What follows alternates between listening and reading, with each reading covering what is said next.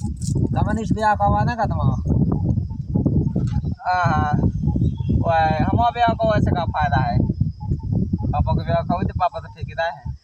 लो जब पापा को ब्याह करवा है तो फिर तुम पहले से कैसे हो गए? पापा से बिना बात है हम लोग। पापा ही को करवा दे ब्याह का है कि पापा को ब्याह न करवा था तुम्हारी बहू बन जाएगा।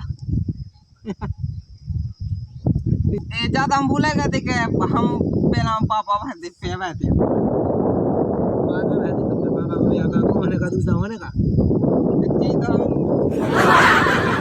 पापा अच्छा आगे भी आने आए पापा को ब्याह करवा जो हो जाएगा डबल कुआ को ठेका लेने का मिल ही गया भी गाय बन रही ज्यादा अल्लाह नाम के नाम से कुआ मिल रहा बहुत। एक तहगा में एक पनियाई में और कोड़िया को देखन जाने मम्मा काका मैं जाए तो मम्मा की तो मैं एक ये बेसास की भाग गई। कोई बात नहीं तुम पूछा का बोले दिया अब दूसरा कैसे हो तो करने की दादा बड़ी दा हो का अब हम तो हैं हम करवा दें तो तुम्हें तो तुम्हारा हो जाए ब्याह सोई के संग रे मुखे।